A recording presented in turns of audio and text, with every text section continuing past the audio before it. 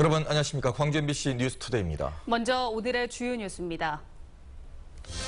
정부가 전기요금 누진제 불만이 폭주하자 전력 수급 위기를 부풀리고 있다는 비판이 나오고 있습니다. 같은 전기량을 쓰고도 지역별로 다른 부과식에 따라 요금을 더 낼 수 있어서 전기요금 누진제가 이래저래 시민 주머니를 털고 있습니다.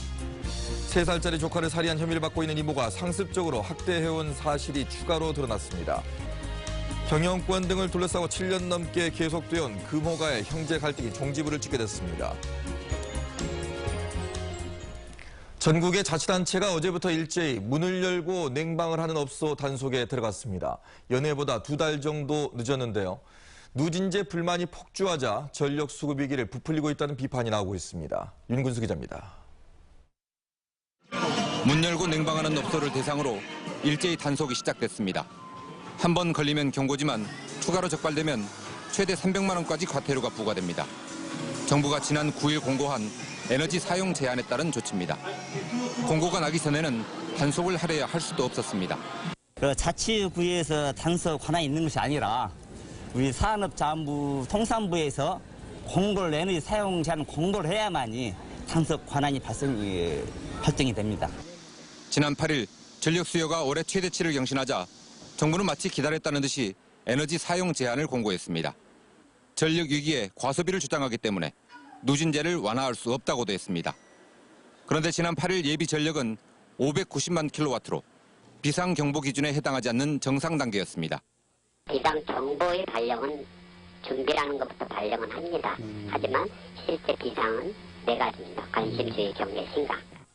때문에 누진제 불만이 폭주하고 정치권의 개편 요구가 잇따르자 정부가 정상을 비상으로 호도하면서 위기론을 부풀렸다는 비판이 나오고 있습니다. 이것을 이유로 해가지고 이 누진제 완화를 할 수 없다는 것 역시 국민의 고통을 좀 외면한 것 아니냐. 에너지 위기를 예방하기 위한 조치였다고 하더라도 공고 시기를 납득하기는 어렵습니다. 그동안 정부는 통상 여름이 오기 전인 6월에 사용 제한을 공고했고 4년 전엔 5월에 공고하기도 했습니다. 하지만 올해는 6월, 7월 다 보내고 폭염이 절정이 이른 뒤에야 에너지 사용 제한에 나서면서 위기 예방이 목적인지 아니면 또 다른 의도가 있는 건 아닌지 의구심을 키우고 있습니다. MBC 뉴스 윤근수입니다. 주택용 전기만 소위 독박 씌우는 누진제를 폐지하라는 강력한 여론에 떠밀려서 대통령이 조만간 방안을 마련하겠다고 밝혔습니다. 그런데 혹시 같은 전기를 쓰고도 살고 계신 지역에 따라서 누진제 적용이 달라질 수 있다는 사실을 알고 계셨습니까? 혹석인 7월 중순부터 8월 중순에 전기요금을 부과하는 가정들이 불합리한 누진제에 비명을 지르고 있습니다. 김인정 기자입니다. 광주 북구 삼각동에 사는 유정화 씨는 최근 전기요금 고지서를 보고 깜짝 놀랐습니다. 요금 부과 기간이 1일부터 말일까지 한 달이 아니라 매월 16일부터 다음 달 15일까지였기 때문입니다. 7월 중순부터 8월 중순까지는 매년 가장 더운 시기. 가뜩이나 앞서 해왔던 누진제 요금 걱정이 더 커졌습니다. 중순부터 제가 거의 더우니까 그때부터 더 많이 틀었던 것 같아서 아무래도 훨씬 더 전기세가 배가 되지 않을까 해서 좀 걱정이 많이 돼요. 한국전력은 전국 모든 가구에 대해 매월 1일부터 말일까지 한 달 동안 쓴 요금을 계산하지 않고 지역별로 각각 다른 검침일을 기준으로 한 달치 요금을 부과하고 있습니다. 문제는 매달 중순에 검침을 받는 가구들은 여름철 누진제에 따른 요금 불이익을 상대적으로 더 많이 받을 수 있다는 점입니다. 하루 평균 7kW를 쓰는 가정이 7월 16일부터 8월 15일까지 10kW씩을 더 썼다고 가정해봤습니다. 2kW 스탠드 에어컨 5시간씩을 틀었을 경우입니다. 1일부터 계산해 한 달치 요금을 낸다면 377kW를 쓴 것으로 계산돼 7만 원가량만 내면 됩니다. 하지만 중순에 검침하는 경우 527kW를 쓴 것으로 계산돼 2배가 넘는 15만 원을 내야 합니다. 적용받지 않아도 될 6단계 누진제 요금 폭탄을 막기 때문입니다. 7, 8월 2달 요금 총액을 기준으로 4만 원 정도를 더 내야 하는 셈입니다.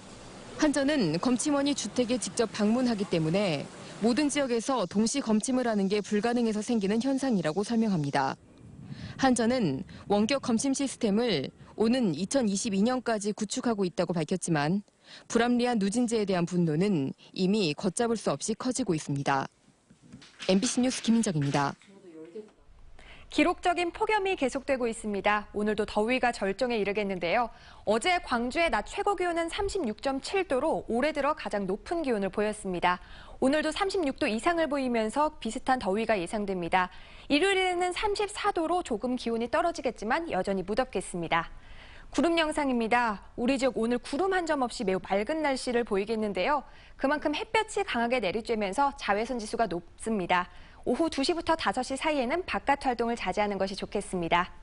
현재 기온입니다. 광주가 26.8도로 어제보다 1도 정도 높게 출발하고 있고요. 담양이 36도, 화순이 37도의 낮 기온을 보이겠습니다. 목포의 낮 최고 기온이 34도, 영암이 35도, 장흥이 36도로 예상됩니다. 구례와 광양이 37도로 전남 대부분 지역이 35도 이상의 낮 기온을 보이겠습니다. 날씨였습니다. 3살짜리 조카를 살해한 혐의로 긴급 체포된 이모가 조카를 수시로 때리고 팔까지 밟아 부러뜨렸다고 자백했습니다. 경찰은 주변에서 아동학대 사실을 알고도 묵인했는지 수사를 확대하고 있습니다. 송정근 기자입니다. 3살짜리 조카를 살해한 혐의를 받고 있는 25살 최 모 씨는 조카 A군을 지속적으로 학대했다고 자백했습니다. 사건 당일 조카가 침대에 대변을 흘려 화를 참지 못해 목을 졸랐고 몸을 씻기는 과정에서 아이가 구토하자 머리를 욕조에 수차례 집어넣기도 했다고 진술했습니다. 언니 잘못했어. 조카한테 미안하고 때린 것도 미안하고. 조카를 지금에 이르게 한 최 씨의 학대는 2달 전부터 이어졌습니다. 최 씨는 경찰 조사에서 조카를 양육하는 동안 조카를 수시로 때렸고 지난달 말에는 발로 팔을 밟아 골절상을 입혔다고 말했습니다. 경찰은 A군의 신체 여러 곳에서 출혈 등이 발견됐다는 1차 부검 결과를 근거로 정확한 사인을 밝히는 데 수사력을 집중하고 있습니다.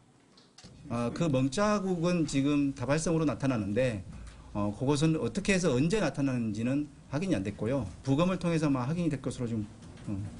지적장애 상급으로 조울증을 앓고 있는 최 씨는 1년 전엔 투신자살 소동을 벌여 경찰이 출동까지 했던 것으로 밝혀졌습니다. 경찰은 또 A군이 팔부상을 치료받았던 병원과 지난해 11월 달부터 다녔던 어린이집에서 학대 사실을 알고도 묵인했는지 여부도 수사하고 있습니다. MBC 뉴스 송정근입니다. 어제 오전 11시 10분쯤 광양시 광양읍에 있는 모 선박제조업체에서 46살 정모 씨가 철제 빔에 깔려 중상을 입고 병원으로 옮겨졌으나 숨졌습니다. 경찰은 철제 빔과 크레인을 연결하는 벨트가 끊어지면서 10여 미터 높이에 있던 철제 구조물이 추락했다는 목격자의 진술을 토대로 정확한 사고 원인을 조사하고 있습니다.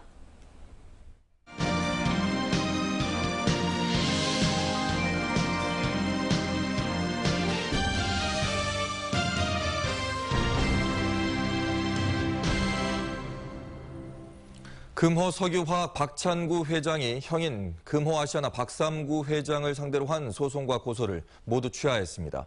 금호그룹이 분리된 이후 7년 동안 이어진 형제 갈등이 일단락됐습니다. 박삼구 회장의 그룹 재건도 탄력을 받을 것으로 보입니다. 박수인 기자입니다. 금호석유화학 박찬구 회장은 형 박삼구 회장에 대한 손해배상을 포함해 금호아시아나를 상대로 한 소송과 고소를 모두 철회했습니다. 지난 2009년 대우건설 인수를 둘러싼 경영권 분쟁 끝에 금호아시아나 박삼구 회장과 금호석유화학 박찬구 회장이 갈라선 이후 7년 동안 이어진 형제의 난이 일단락됐습니다. 불확실한 경제 상황과 구조 조정의 압박 속에서 형제 그룹 간의 갈등은 득이 될 게 없다는 판단 때문인 것으로 경제계는 보고 있습니다. 두 형제의 화해로 인해 법정 분쟁이 얽혀있던 금호터미널과 금호아시아나 지주사인 금호기업의 합병이 일사천리로 마무리됐습니다.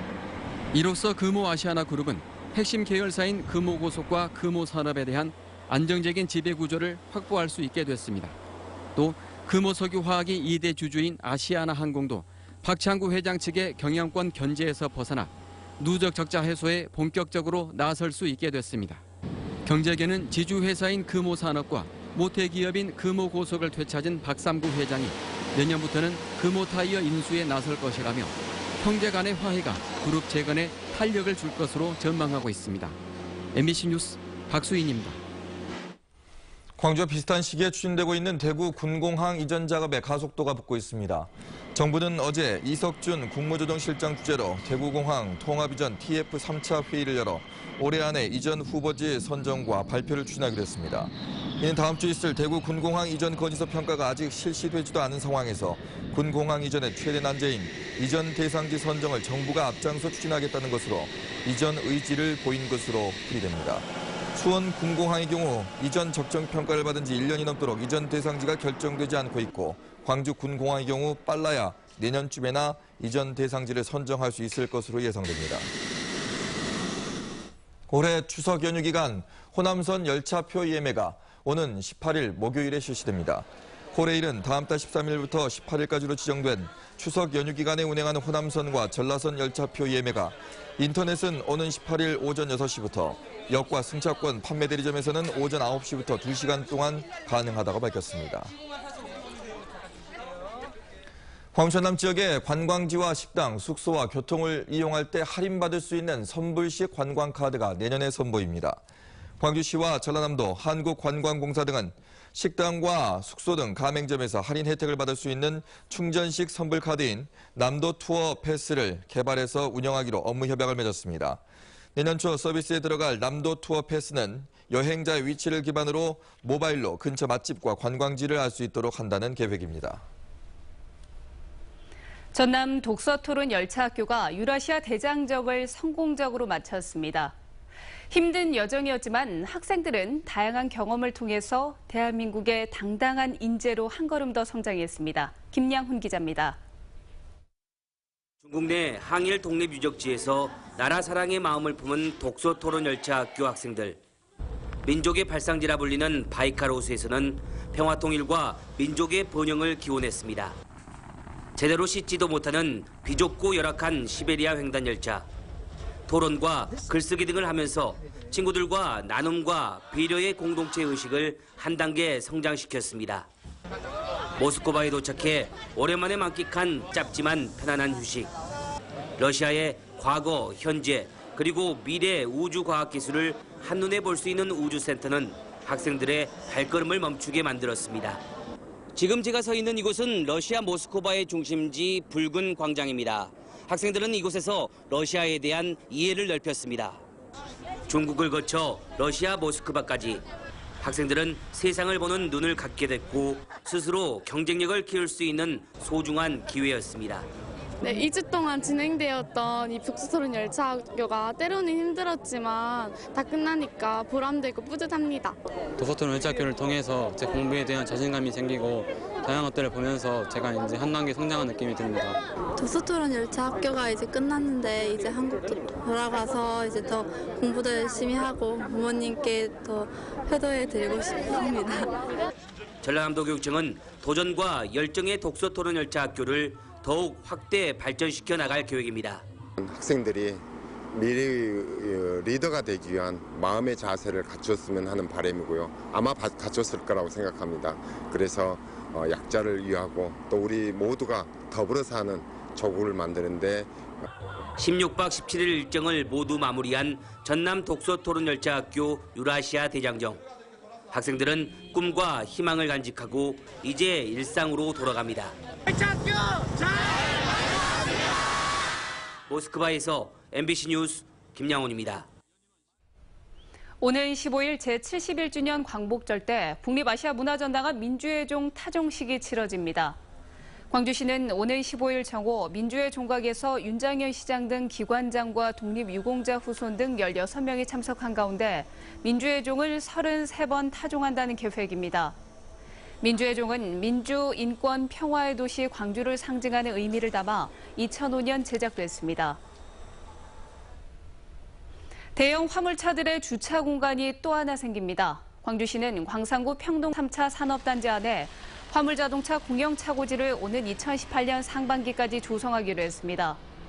국비와 시비 180억 원이 투입돼 만들어지는 차고지 규모는 2만 4천 제곱미터로 247대를 주차할 수 있습니다. 광주시는 지난 2014년 6월 광산구 진곡산단에 430명 규모의 화물자동차 공영차고지를 조성한 바 있습니다.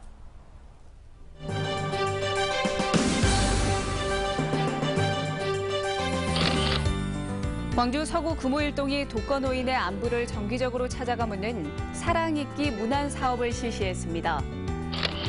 한국전례원 광주광역시 빛고울 지원이 시민을 대상으로 인성예절 무료 특별강좌를 열고 있습니다. 호남대학교 태권도 경호학과가 처음 열린 반기문컵 국제오픈 태권도 대회에서 우수한 성적을 거뒀습니다. 한국방송통신전파진흥원이 나주 목사골 시장에서 장을 보고 원도심 식당에서 점심 식사를 하는 등 원도심 상점가 살리기에 동참했습니다. 지방자치단체가 자체 개발한 등록 상표나 캐릭터를 제대로 관리하지 못하고 있습니다. 사용되지 않는 것들이 수두룩한 데다가 등록 후 홍보도 제대로 되지 않아서 제 역할을 하지 못하고 있습니다. 박광수 기자입니다. 광양시가 지난 2014년 이순신 대교와 관련한 관광 상품에 활용하기 위해 만든 캐릭터들입니다. 이순신 장군이나 대교를 형상화하고 상표 출원, 등록하는 법률 비용 등으로 2,400만 원이 들었습니다. 2년이 지난 지금 과연 얼마나 활용되고 있을까? 이순신 대교 입구에 관광객 유치를 위해 조성한 먹거리 타운입니다. 이곳 어디에도 이순신 대교와 관련된 캐릭터나 등록 상표는 전혀 찾아볼 수 없습니다. 음식점 업주들부터 캐릭터의 존재조차 모르고 있을 정도입니다. 본 적이 없는데? 없어요? 네. 여기서 오래 가게 하셨죠? 네, 저 7년째인데. 비슷한 시기에 만든 광양시의 이미지 브랜드 해아도 사정은 비슷합니다. 도심에서 찾기 힘들 정도로 게시된 장소가 적을 뿐 아니라 관광객은 물론 시민들도 모를 정도로 홍보가 부족합니다. 처음 봐본 그림이에요? 네, 잘 모르겠네요. 현재 광양시에서 자체 제작해 특허청에 등록한 상표나 서비스표, 업무표장 등은 모두 32건. 제작과 등록 비용으로 수천만 원이 들어갔지만 활용되는 것은 시 브랜드 등 서너 개가 고작입니다. 누군가가 유지 관리를 위해서 해줘야 되는데 상표 등록할 때는 심혈을 기울였다가 딱 끝나고 나면 이게 좀 어떤 방치된다는 생각이 들기 때문에 전국적인 브랜드와 캐릭터 만들기 열풍 속에 급격히 늘어나는 도시별 상표와 도안들. 명확한 관리 주체를 정해 상황과 여건에 따라 체계적으로 활용하지 않으면 비용만 들어간 퇴물이 될 수도 있습니다. MBC 뉴스 박광수입니다.